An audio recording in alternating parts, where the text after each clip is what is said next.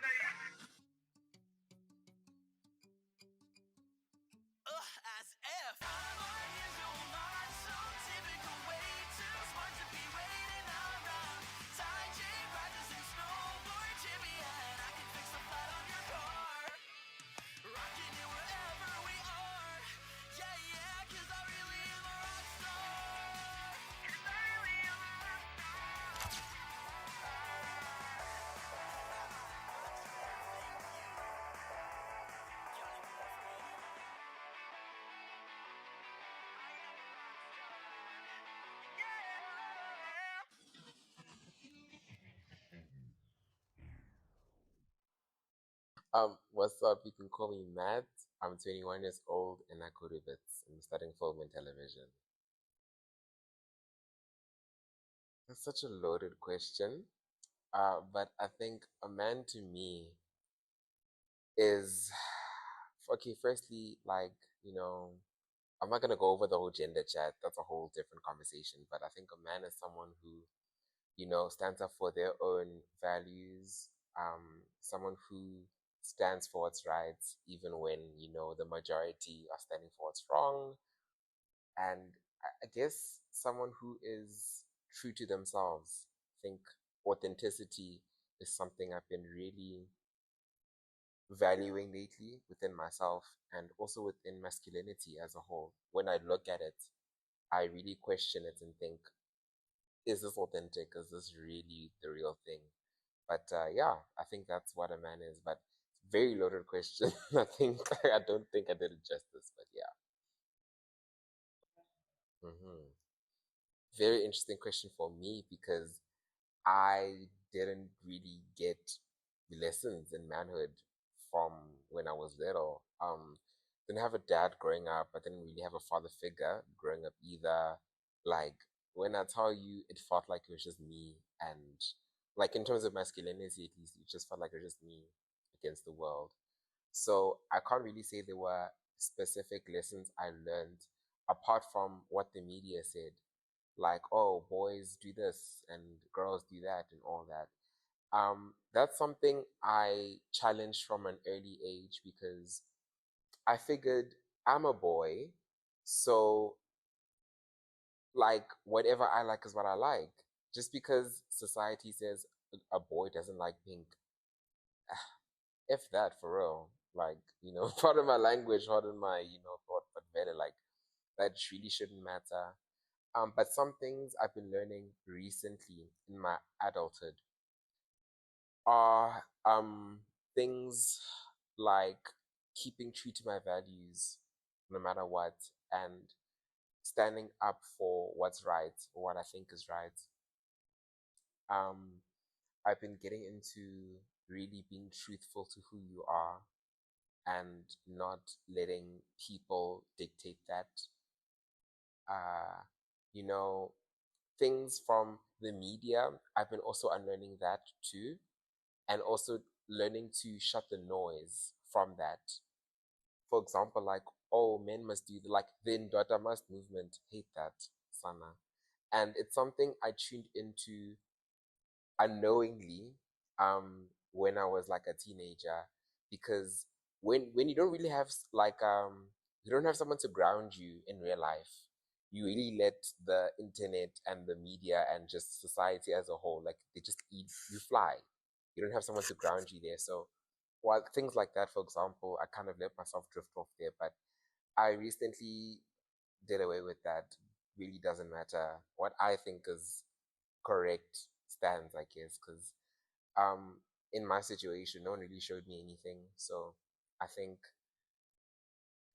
I was able to define masculinity and all those things within myself. I'm not sure if that answered the question, but yeah. Ooh.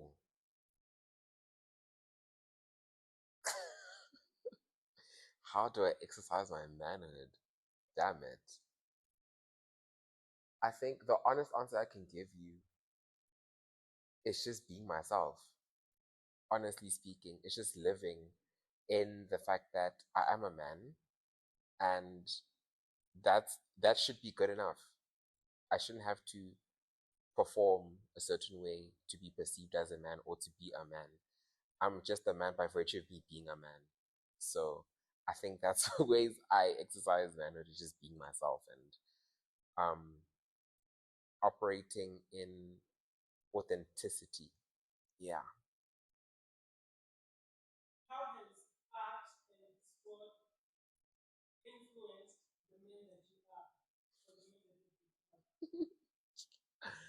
Oh gosh.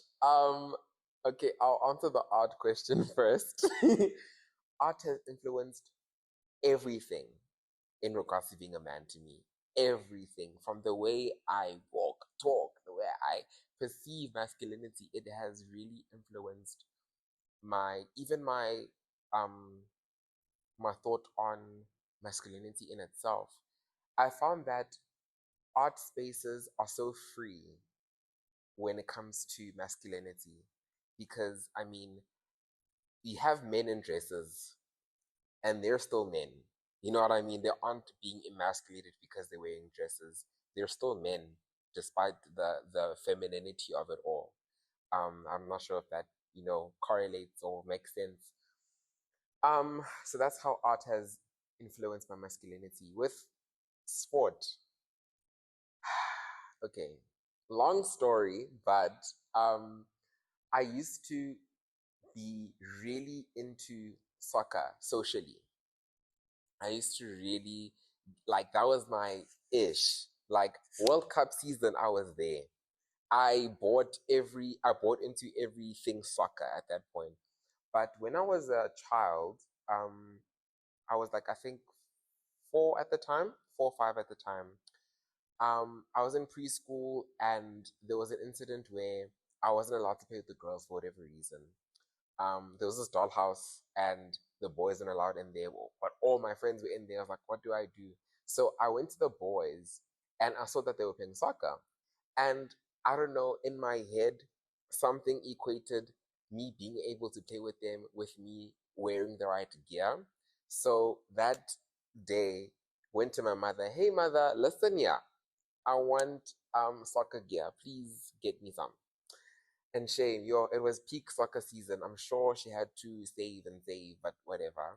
Um, I think a couple of days later, got the soccer kit, something, to play soccer in. I approached the boys, all high and mighty, like, hi guys, like, I'm ready. Can I play soccer with you guys? They're like, no, go play with the girls. I'm like, okay, noted. And in my head, like, consciously, that day really marked a day in my journey with masculinity. Say like masculinity doesn't accept you. So like, I wouldn't say do away with it, but I think to a degree I equated that rejection to me being rejected by all forms of masculinity and men, and by extension soccer, because soccer is a very interesting thing in South Africa in that it's a marker of masculinity. I mean, recently, was it PSG who played against that team? I don't know, but there was a team that played, whatever. And when I tell you, all my male contacts, status after status after status, was just soccer, soccer, soccer. I had no clue what was going on. But either way, like it's a very big marker of masculinity somehow, some way. What I don't know what happened. I don't know what associated Udiski with masculinity in this country, but that just seems to be what happened. But that was a very big thing for me, and it took me years to register what happened and subsequently the healing after that. But I think to answer the question, how has sport influenced my masculinity? I think for a while, I won't lie to you, it veered me away from it. I hated sports. There was a point in my life where I hated sports. Now I don't hate it. I just don't understand it. I don't get the big fuss about it. It's boring to me personally. But yeah. Does that answer the question? Okay. Hmm. I used to think this is something I recently started unlearning. I used to think that like rest and the concept of like actual rest, not just sleeping, but rest, isn't something you can just put off. It's something you have to keep on doing, and it's something you have to be an active participant in. It isn't just like, okay, I have nothing to do today. Let me sit. You have to actually make time for it in your schedule, and be like, I'm being selfish with from the world right now. I'm being selfish with myself, and I'm taking this time to rest. I used to think that you could just make a zela and move on, keep going until there's time to rest. But when I think in adulthood there isn't really time to rest if like you really think about it. um like think about the workforce. They only have 21 days out of the whole year to take leave. That's crazy. Like that isn't sufficient rest. 21 days out of the whole year, that really isn't sufficient rest. But you really have to like be present in that and rest within yourself, take time with yourself. With that, new lessons I'm learning. um it's okay to be selfish with your time, and it's okay to like be selfish with yourself.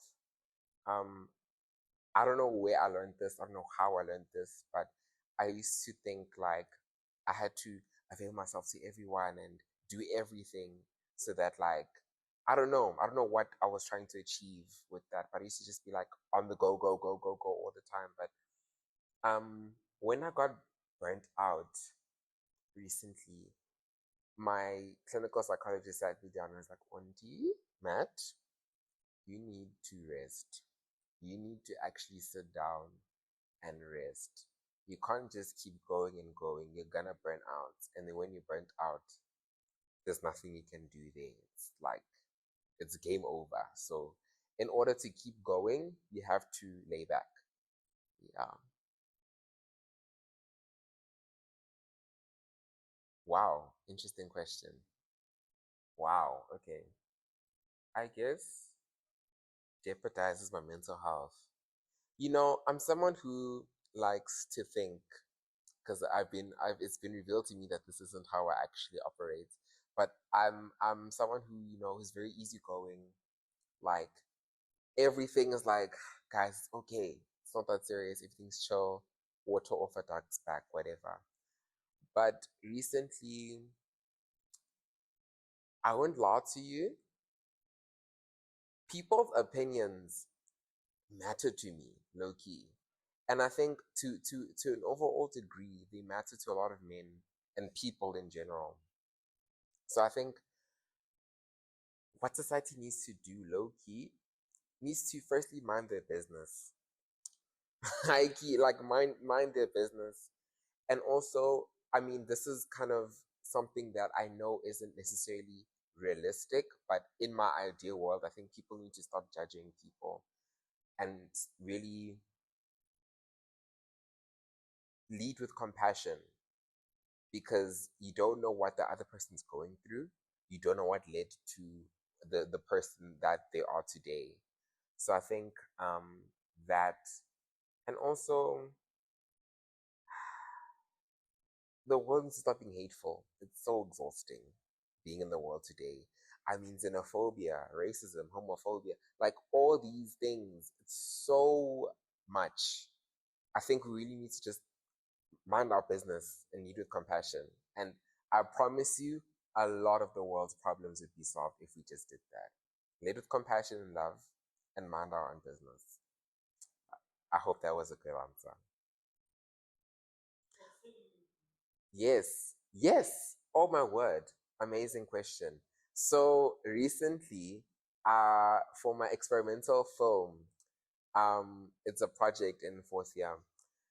I was able to literally therapize myself through the filmmaking. Quite literally, I did a lot of inner work from the pre-production to the actual production day, and right now we're in the post-production process, and I did so much inner work. Um, you get a lot of freedom when you're able to express yourself and express yourself specifically in an environment that is loving and that is safe. And filmmaking and art really does allow for that. That was filmmaking as an example. I am a choir boy. I was in choir in high school. And when I tell you, choir literally saved my life. I don't know where I would be without that choir. And just to give you some background on my life a bit, I went to a Christian school for the later half of my high school years. It was hell. Funny enough, it was such a horrible experience. I wouldn't wish that on anyone. I was fighting for my life every day. Like imagine I'm an eccentric kid in a Christian school. I was that was the one thing. The other thing, I was the minority in terms of race. I was one of 8 black boys in my grade, just to give you like a bit of a number. Um, and it was just a horrible experience in my books. The only people who treated me nicely were my friends and like some teachers. Everyone else cold shoulder, and it was an experience where I couldn't even actually describe what is happening. I couldn't really say, oh, this and this person was doing this, because it was such little microaggressions that I couldn't really say. So I couldn't really find help. And art, choir, music was my outlet of expression, of just release. I was able to release so much on stage when I performed, and I found a lot of solace and community within the choir. Some of my best friends, not even some, like a lot of my best friends, 80% of my best friends come from that choir. And without that choir, I don't know where I'd be today, honestly speaking. Yeah, a big part of my life was that I never really felt like a boy for a large majority of my childhood.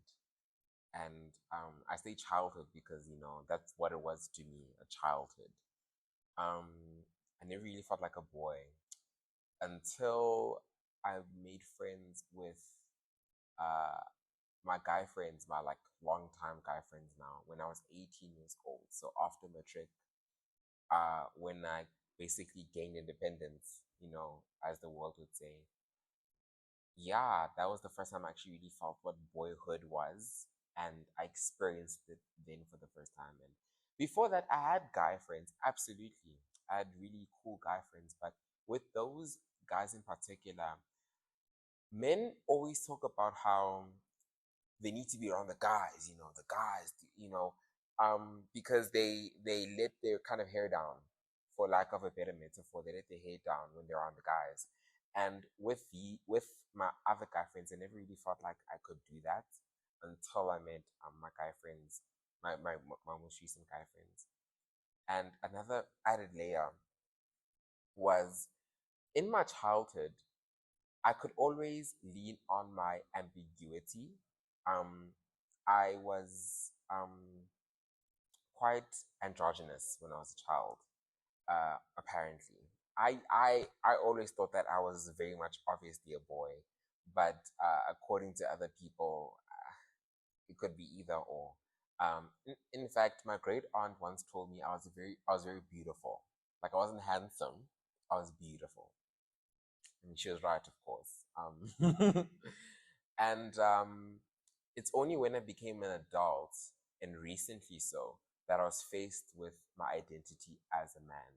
And I was forced to really sit down with myself and be like, okay, like you're a dude, like you're a man, and the world sees you as such.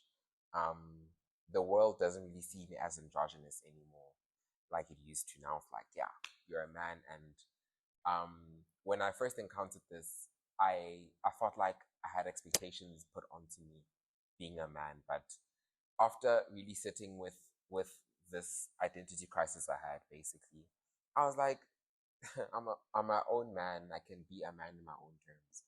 So yeah. Good question. I'll take care of my mental health through art. I think a lot of what my techniques for mental health are quite artistic. One thing is movement. I dance a lot. There's this app, Just Dance Now. I dance with that. It really gets me in a good mood firstly, and it's also quite healthy. So that's that. And music. Music is a big part of keeping my mental health in check. When I know I'm not okay, well, rather, I know I'm not okay when I don't know what to listen to. There are days when I'm like, okay, what do I listen to? And then I don't know. I'm like, okay, something is wrong. Let me do a self checkup. Also, a lot of reflecting, thinking, journaling, um, breathing, therapy. I'm a big fan of therapy. If you're able to access therapy in any way, whether it's counseling, school, mental health services, free mental health services in any way, shape, or form, please do seek therapy. It's really therapeutic. Pun intended, I guess.